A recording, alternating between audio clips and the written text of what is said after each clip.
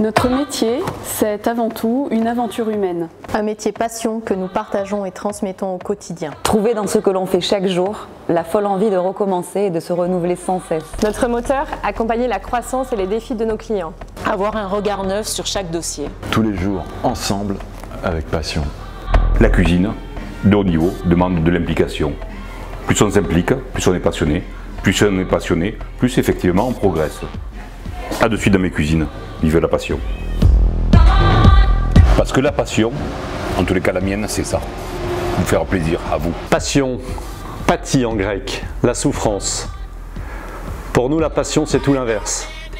La passion, c'est l'envie, c'est l'enthousiasme, c'est l'énergie d'accompagner notre territoire vers un monde meilleur. Tout mettre en œuvre pour faire aboutir notre aventure sociale, notre aventure sociétale, notre aventure sportive et notre aventure éducative. Complètement passionné et passionné de le faire avec les gens qu'on aime.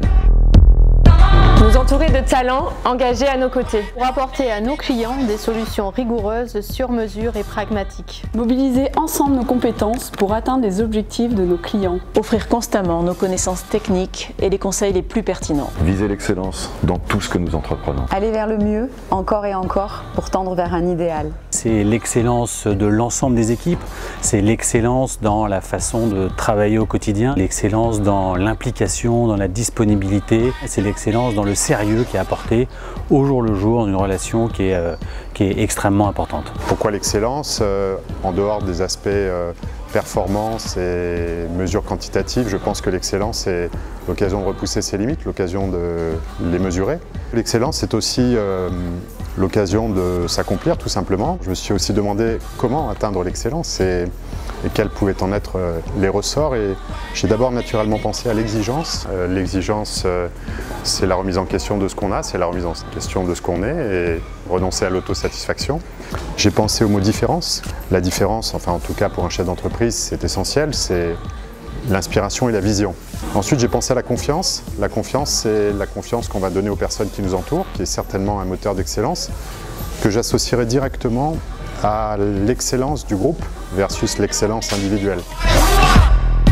À taille humaine, connaître parfaitement l'activité et les enjeux de nos clients. S'adapter, s'améliorer, s'ajuster constamment pour optimiser chaque solution. Viser l'excellence sans se prendre au sérieux.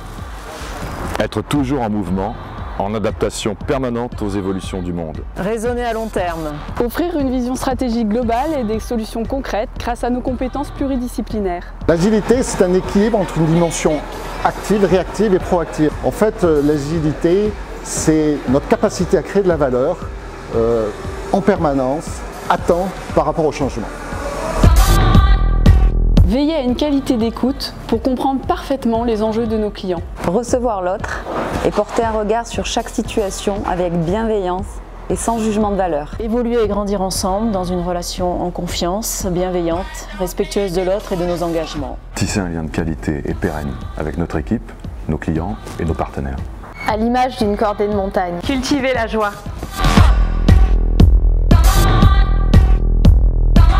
Moi je dirais que c'est avant tout savoir transmettre ses passions, sa passion d'entreprendre, sa fierté de faire son métier.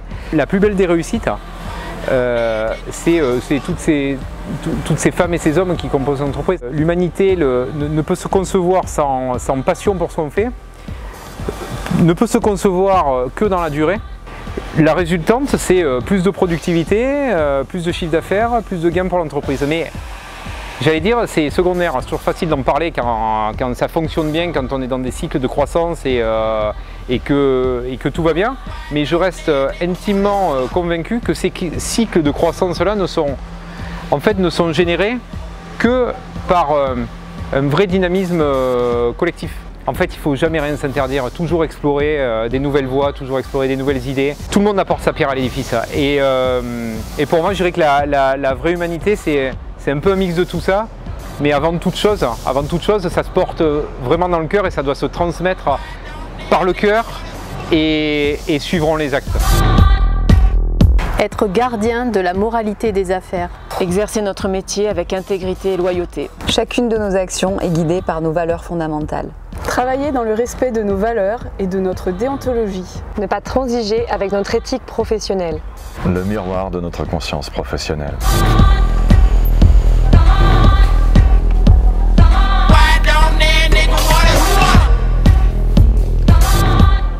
L'éthique est d'abord dans l'ADN de mon métier de banquier, qui est fait de confiance, d'engagement et de déontologie.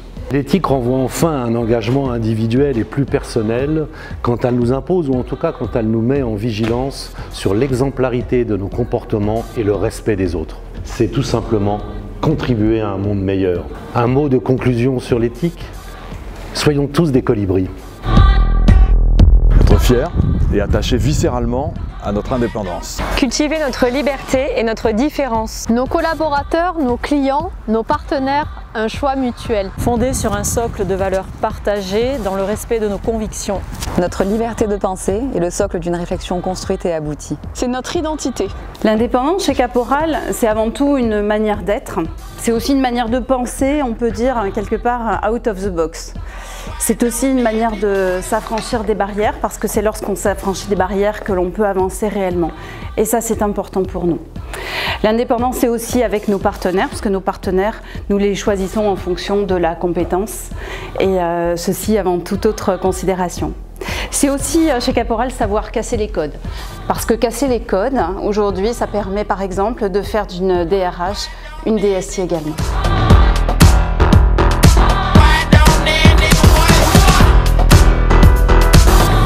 Engagé pour favoriser l'équilibre des temps de vie. Engagé pour promouvoir la mixité professionnelle et l'entrepreneuriat au féminin. Engagé pour soutenir la création artistique. Engagé pour agir en faveur de la protection des abeilles. L'Observatoire français d'apidologie a été créé en 2014 par Thierry Dufresne. Elle agit sur 3 grands axes: la formation, la recherche et la sensibilisation. On parle d'excellence, on parle d'engagement, on parle d'éthique, on parle de passion. C'est toutes ces valeurs qu'on défend à l'Observatoire français d'apidologie. 30% de notre alimentation dépend des insectes pollinisateurs, et au premier rang desquels les abeilles. Et sans abeilles, sans ces petits insectes, on aurait une planète sans fleurs, sans fruits, sans légumes. Imaginez votre assiette sans ces magnifiques ingrédients. Ce serait bien triste. Protégeons les abeilles, il en va de notre sécurité alimentaire. Engagé pour faire bouger notre société et partager des valeurs communes. Engagé pour créer un cadre de travail où chacun puisse s'épanouir.